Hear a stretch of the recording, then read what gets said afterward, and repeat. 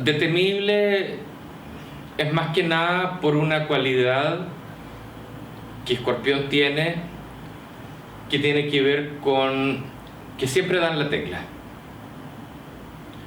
Entonces yo creo que cuando se refiere el colectivo y se refiere a este aspecto peligroso, cortante, duro, temible de Escorpión, en realidad se están refiriendo a la capacidad de exactitud con que puede llegar a clavar el aguijón. Y este aguijón lo puede hacer tanto para bien o para mal. De hecho, es uno de los signos que está más conectado con el espíritu médico, chamánico, de sanación, que otros en el zodiaco. Son precisos, son intensos. Ellos viven la vida con una radicalidad que ningún otro signo tiene. Se toman las cosas absolutamente de una manera radical. Si van a vivir, viven; si van a morir, mueren. Tiene un espíritu en el fondo que es más allá de lo temerario ya. Es simplemente ausencia de temor a la muerte, ausencia de temor al peligro, ausencia de vida en un cierto sentido, como el resto de la gente o el resto de los signos del zodíaco vive el tema de la vida. Si lo vemos desde el punto de vista del colectivo, como vemos al signo de Escorpión, nos referimos a ello como el peligro que supone la precisión con la que van a calarte hondo. Entonces, en general, siento que lo que tememos de los escorpiones es lo mismo que nosotros tememos a lo desconocido o a la muerte. Es un signo que está relacionado con temas como la transformación, la muerte, la sexualidad, el vacío, vivir el vacío, una de las grandes prédicas de la enseñanza budista. Desde el punto de vista del escorpión, del arácnido, del octópodo, el escorpión vendría siendo como la versión más animal, más instintiva de Escorpio, en el escorpión. Luego viene la imagen de la serpiente, que vendría representando el aspecto de sabiduría del escorpión. De hecho, Oficus es una extensión, o Ofidio es una extensión del signo de Escorpión, que han querido imaginar o todavía piensan que podría ser un 13º signo. Y luego está la imagen del águila, que es ya la versión transformada del escorpión, que está a nivel rastrero, sino que ya se ha elevado, se ha transformado, se ha depurado y ya está después de la etapa del crisol, está acrisolado. Y por lo tanto tenemos la versión del águila, que vendría siendo la capacidad de ver la vida, de ver tu destino y ver tu experiencia de vida desde las alturas, con un ojo preciso como el ojo del águila. El ave fénix, que es una ave mitológica, se refiere a esa capacidad que tiene Escorpión de poder consumirse y poder renacer de su ceniza. Por lo tanto, obviamente estamos hablando nuevamente del símbolo de la transformación. Es el signo que tiene que ver con la capacidad de poder regenerarse. Regenerarte, una gran palabra. Desde el punto de vista de la astrología cabalista, el desafío espiritual sería desarrollar la capacidad de desarrollar el control, para controlar el deseo de controlar.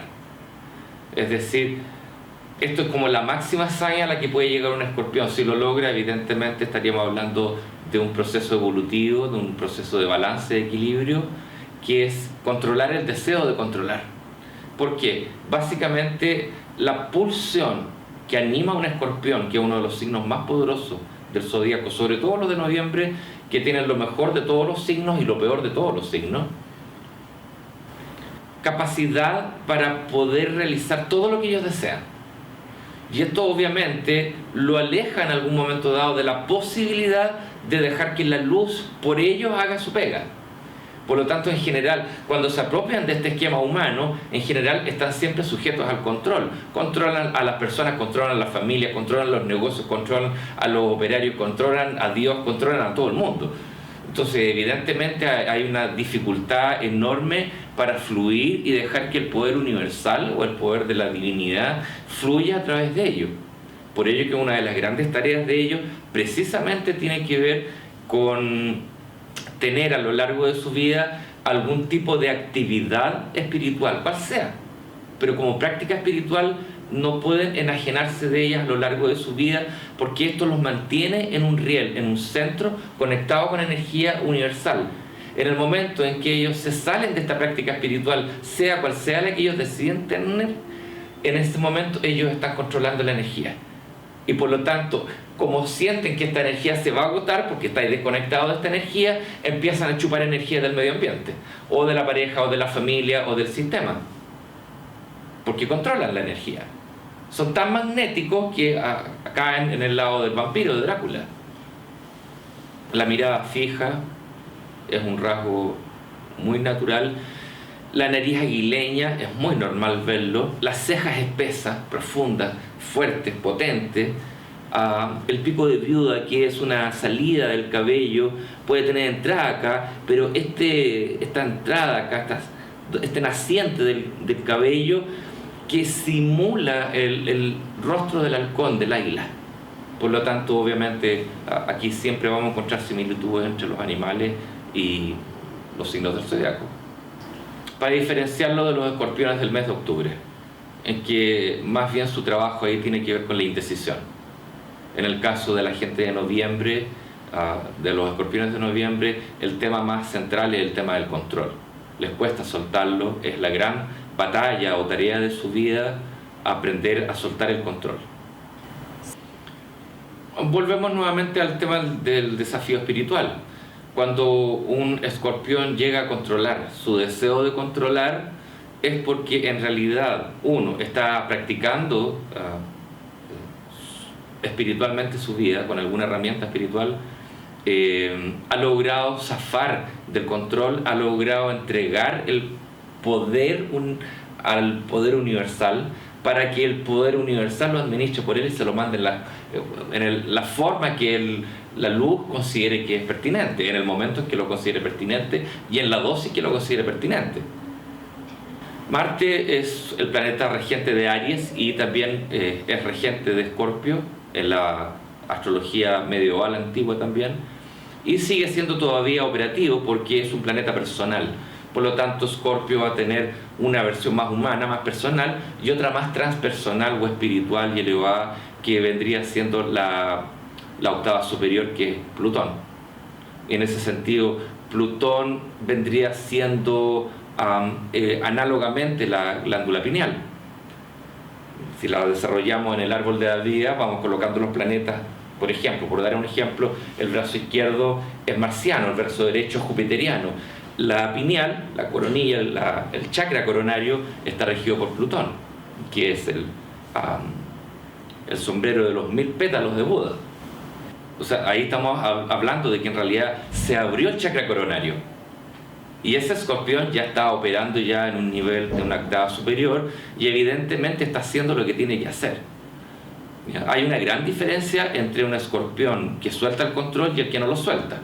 El que no lo suelta toma la energía del medio ambiente, como un vampiro. Entonces es muy magnético, porque además atrae mucho las miradas, la atención, y en general es un gran dador de energía, pero la factura que te cobra después es infernal. ¿Ya? De Acuario, que es un signo con el cual va a ser un ángulo desafiante, obviamente desarrollar la capacidad de la libertad. Todo escorpión en general, como característica psicológica, siempre es rebelde, solapadamente rebelde. Por lo tanto, cuando vemos que la actitud de Acuario, que está impregnada de libertad, de revolución, de cambio, de capacidad de romper con todo tipo de esquemas y controles, no va a aguantar muchas veces la persistencia de Escorpio en querer controlarlo. Y por lo tanto, obviamente, Acuario va a hacer todo lo necesario para romper este cerco psicológico, energético, magnético que le impone Escorpio. Por lo tanto, evidentemente, muchas veces se dan relaciones personales, familiares, de pareja, en las cuales estos dos signos comparten. Eso es muy frecuente. Por lo tanto, va a aprender la libertad y necesariamente el tener que compartir la capacidad de negociar el poder. De Leo, la alegría. Escorpio es un signo un poco nocturno, taciturno, un poco oscuro en algunas cosas. No quiero decir oscuro en el sentido negativo. Está muy adentrado en el mundo del secreto, de lo profundo, del inconsciente. Entonces Leo lo saca un poco hacia la vida. Lo ayuda a ver la energía, lo ayuda a ver la capacidad de vivir, la capacidad de gozar de la energía con un tono más vital, más solar, más luminoso, más diurno. ¿Ya? Por lo tanto, le recuerda que la vida también, la alegría y el vivir es importante. De Tauro, evidentemente, que es su signo complementario, opuesto en el axial, va desarrollando un sentido terrenal plácido. Yo creo que una capacidad de amor por la biología, de amor por la vida biológica. Esta sensación de las plantas, de la naturaleza, del cuerpo, de la comida, de la sensación de estar vivo en un cuerpo humano. Escorpio es un signo muy complejo. ¿Ya? Estamos hablando de un signo que abre y cierra círculos. No es cualquier signo del zodiaco. Y no es que sea mejor o superior, simplemente tiene un kit. De hecho, es el octavo signo, por lo tanto, siempre lo vamos a ver relacionado con el mundo del mundo infinito, el símbolo del infinito, del 8. Y eso nos hace ver casi como que fuera un signo que estuviera plenamente conectado con la divinidad, o ser conectado con divinidad. El alter ego de Virgo, el partner de Virgo también es Escorpio. ¿Ya? Son signos que se llevan bien, hacen buenas migas, se conectan, se entienden muy bien, tienen muy buen trato a nivel comunitario, a nivel de la vida, de la ideología, del laboratorio que comparten, y en general la vida doméstica también, la sexualidad también. Básicamente un signo de evolución. Cuando hablamos de estos signos amigos o signos partner, nos referimos básicamente, más allá de la afinidad o compatibilidad que la tienen, en realidad es como Virgo ayuda a Escorpio a conectar con pureza. Por lo tanto, le va a estar recordando constantemente: oye, sé que es práctico hacer esta cuestión, ordenémosla, limpiémosla.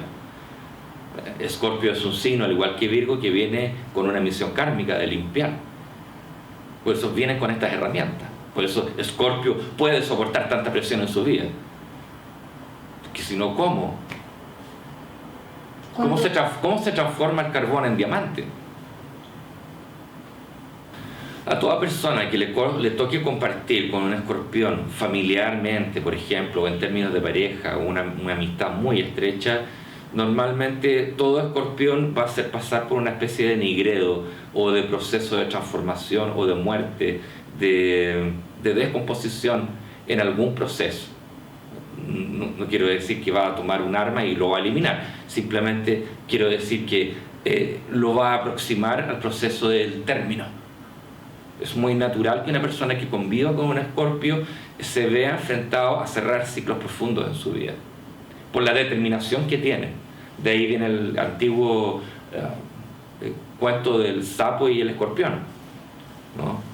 Donde el sapo le pide, el escorpión le pide al sapo que lo cruce al otro lado del río, y el sapo le dice: pero ¿cómo? Si yo te llevo mi lomo, lo más probable es que cuando estemos en la mitad del río tú me pinches y me mates. No, le dice el escorpión, ¿cómo se te ocurre si yo soy tu amigo?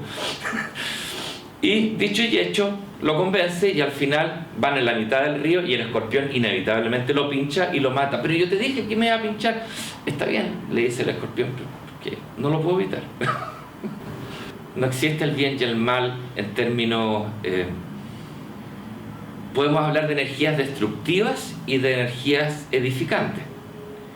Pero Escorpión es un signo que nos ayuda a eliminar la contradicción profunda a nivel mental entre el bien y el mal.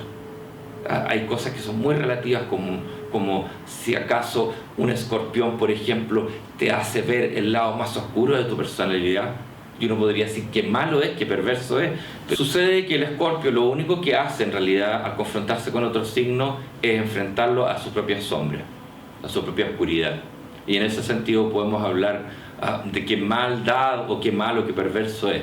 Pero en realidad eso es muy poco interesante. En el camino espiritual uno va entendiendo lo poco importante y el esfuerzo intelectual que supone, o de creencias que supone ver las cosas como el bien y el mal. Particularmente un Escorpio que está más bien trabajado que otros, hombre o mujer, necesariamente va a saltarse ya esta parte. Existe una palabra que se llama amoralidad, que no significa faltar a la moral, significa que simplemente ya no existe el concepto de moral. Es perturbador, es poco edificante en un proceso de regeneración, de transformación. Imagínate que hay personas que en este momento en el planeta están teniendo su última encarnación. Para que tengan su última encarnación, evidentemente tienen que hacer un esfuerzo superior. Por lo tanto, tanta luz que pueden recibir va a confrontarlos con mucha oscuridad. Y evidentemente esa oscuridad no la podemos poner en Facebook, claramente. Transformación. Particularmente yo considero que es importante ocupar ese mes que nace el 21 de octubre al 21 de noviembre, que es lo que dura el lapso de Escorpio, para cerrar ciclo. También desde el punto de vista de las inversiones también es muy importante, porque como Escorpio es un signo que baraja el tema de la certeza, y el tema de la certeza no es una tincada solamente, o no es fe, no es optimismo, no es tener olfato para los negocios solamente, es certeza sobre algo. Podría ser la certeza sobre un matrimonio, certeza sobre un negocio, certeza sobre un sueño a cumplir, certeza sobre un proyecto. Entonces, considero que en general que es verdad que el mes de Escorpio trae una energía muy poderosa, muy intensa. También se presta mucho en general para todo tipo de exabruptos emocionales por la intensidad emocional. En general el lado positivo yo lo veo muy ligado a escucharse, a hacerse caso respecto de lo que es real y de lo que no es real, dado que no existen en este signo particularmente las medias tintas.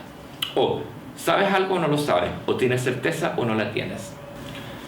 Sí, dar en la tecla. Hubo un estudio que hizo una astróloga hace mucho tiempo atrás, junto con una socióloga, no me acuerdo muy bien.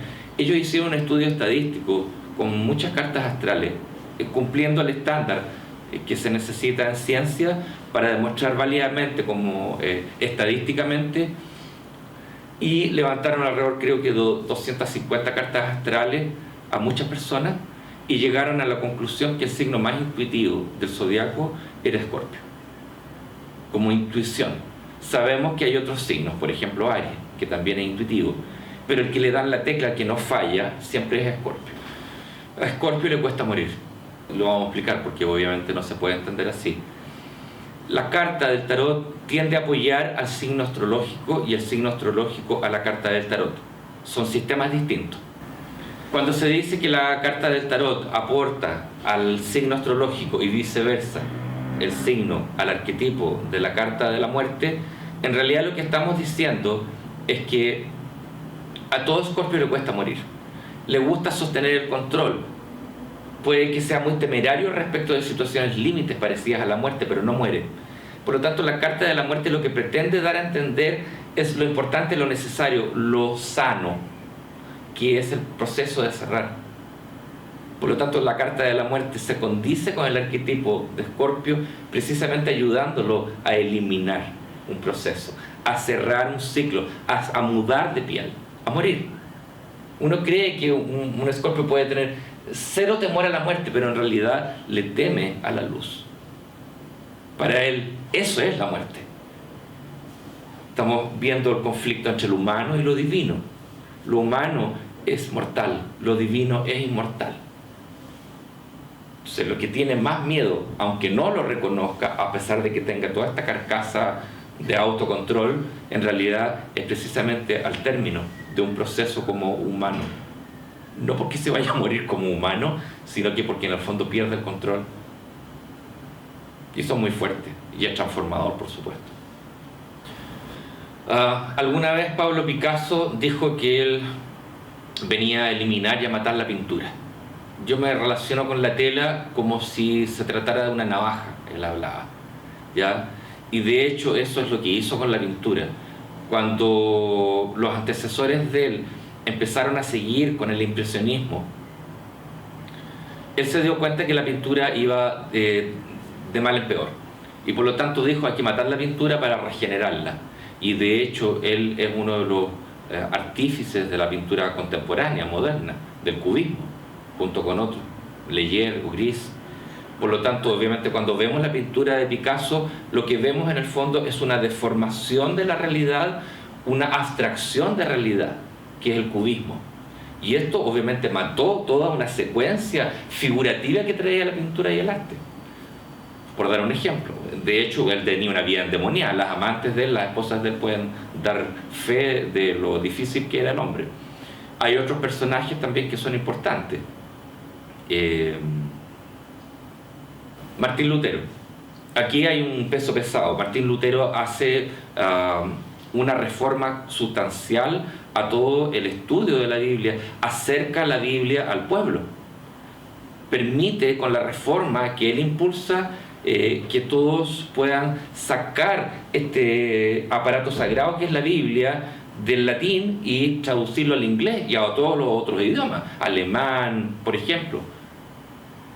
Por lo tanto, el peso histórico que tiene Lutero como un transformador, como un liquidador de un lineamiento que traía el catolicismo, es feroz, es tremendo, es radical. Otro ejemplo, Marie Curie. Ella tuvo que vérselas con la radioactividad, de hecho murió con la radioactividad, a causa del efecto de la radioactividad. Ella hizo grandes avances en ciencia. Tenemos un personaje importante. El otro personaje que también no es menor es Bill Gates, que es un personaje que ya no tiene dinero ya. O sea, ya no podemos hablar de que lo que él tiene es plata, lo que tiene es poder, lo cual evidentemente lo coloca como uno de los hombres influyentes en el mundo de las empresas, de internet, Microsoft, etc. Y con el peso que significa sostener todo ese poder. El músico ruso Tchaikovsky. No hay que ser un genio para darse cuenta la forma de intensidad, de precisión, de poder que toma, del volumen sonoro que toma una orquesta y la intensidad pasional con la que se mueve la música de Tchaikovsky. Como último ejemplo podemos tomar al director de cine Martin Scorsese, que tiene una seguidilla de películas que son impresionantes y que tratan básicamente con temas como el poder, la pasión, el amor, la muerte, la transformación, el mundo clandestino, etc. Es un gran director de cine, muy radical también. Sí, obviamente para que en un cierto sentido no nos quedemos con la sensación de los aspectos tal vez intensos, complejos de Escorpio, hay que resaltar el aspecto transformador, transmutador, el aspecto sanador que trae todo Escorpio. Escorpio es un signo que trae mucha luz a este mundo, ¿ya?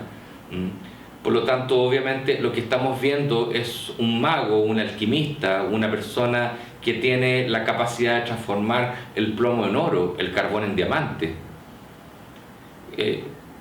Cuando decimos que es una persona apasionada e intensa, esto se ve reflejado, por ejemplo, en el amor hacia su pareja, en el amor hacia su familia. Padres más intensamente amatorios que mujer o padre de Escorpio no vas a encontrar, tal vez comparado con Leo. Van a defender a su prole a toda costa. Son muy jugados por su familia. ¿Ya? Estas cosas los distinguen mucho. Uno podría pensar, sí, son intensos, a veces son manipuladores, etc. Pero son grandes protectores. El poder también lo usan para el amor. En Aries es más abierto, más franco, más frontal, más aplicado hacia la lucha, hacia los objetivos, la guerra.